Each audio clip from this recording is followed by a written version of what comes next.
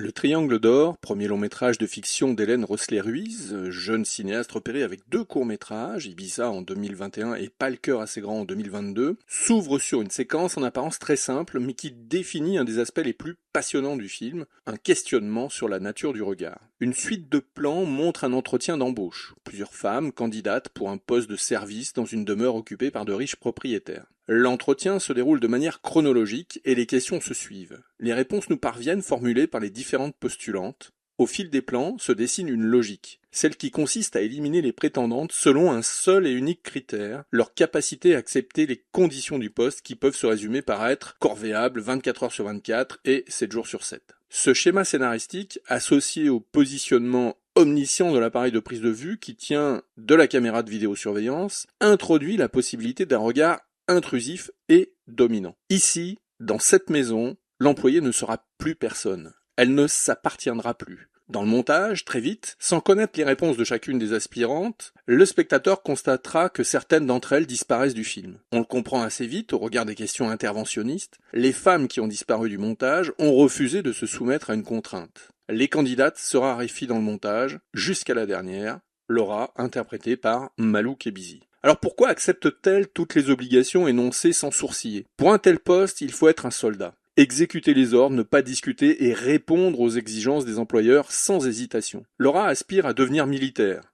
Elle attend son incorporation dans l'armée. En attendant, issue d'un milieu pauvre, le poste est séduisant. Bien payé, travail au noir, logement dans la maison, tout ceci vaut bien quelques concessions. Mais le positionnement de la caméra nous indique autre chose que Laura ne percevra que plus tard. Son lieu de travail et la nature de ce dernier relèvent de la forclusion. Le Triangle d'Or aurait pu alors verser dans le simple récit d'apprentissage classique en épousant une logique de conte. Or, il n'en est rien. C'est là la qualité première du film. S'il est bien question d'initiation, le récit ne répond pas au changement d'état associé aux personnages qui traversent les âges pour passer de l'enfance à l'âge adulte. L'apprentissage en question est avant tout celui du regard. Regard porté sur soi, sur l'autre, sur le monde. Là, il est bon de constater que les physiques de Laura et de Surya, interprétées elle par Sundos Mosba, censée être la maîtresse des lieux, s'opposent en tout point. Deux physiques différents, deux personnalités contraires et pourtant convergentes. Se dégage ainsi de la relation qui se tisse entre les deux protagonistes une véritable réflexion sur la femme, son corps et sa position dans le microcosme sociétal que représente la maison. La maison, justement, nous l'avons dit, est une prison. Filmée sans insister sur quelconque atour luxueux, la maison n'a rien de séduisant, au contraire. Le film est presque un huis clos.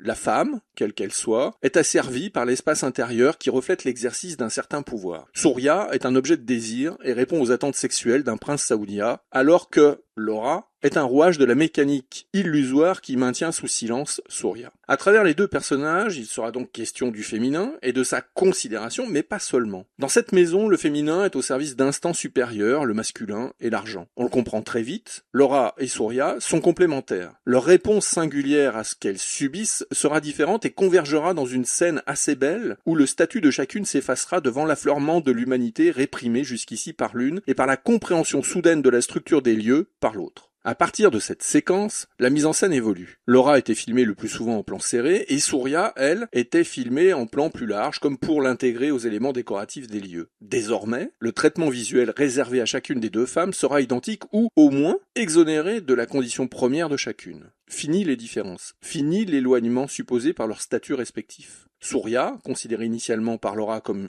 inaccessible, ne l'est plus. Le film bifurque et sa trajectoire narrative rompt avec l'évidence qu'imposait l'ordonnancement de la maison. Malgré l'impression de la première séquence, celle du recrutement, le cours narratif du Triangle d'Or est fait de contrariétés. Très vite, le film se charge en complexité et s'enrichit avec la présence d'une tierce personne dans la maison, Emre, interprété par Ziad Bakri, lui aussi au service du prince saoudien. Le personnage d'Emre élargit le propos et lui permet de sortir d'un argumentaire unilatéralement féministe. Emre est lui aussi un sujet. Il apporte, ici ou là, discrètement, quelques éclaircissements sur la nature inféodée de Surya. Emre est, lorsque le prince voyage en Europe, en permanence aux côtés du saoudien. Il est celui qui transmet les ordres et qui organise la logistique indispensable à la satisfaction du prince. Il est finalement l'égal de Laura, un rouage. Avec plus d'expérience certes, mais un rouage quand même. Emmerich confirme donc, avec son personnage, la tonalité résolument politique souhaitée par un film qui se veut être un regard sur notre monde. La question du pouvoir, qu'il soit exercé par un prince saoudien dans le film ou par d'autres dans la réalité de tous les jours, est centrale. Dans la relation maîtres et valets que le film décrit, nous sommes plus proches de la cérémonie de Chabrol, film avec lequel le Triangle d'Or dialogue à distance, que de la règle du jeu de Renoir. Si le Triangle d'Or diffère dans sa conclusion des deux films cités ici, il s'affiche néanmoins comme une véritable réflexion sur ce qui interroge une hiérarchisation sociale inconsciemment adoptée et qui reste le socle de nos déséquilibres sociétaux. Si le Triangle d'Or n'est pas un appel révolutionnaire, il invite cependant, à minima, à questionner nos modèles civilisationnels.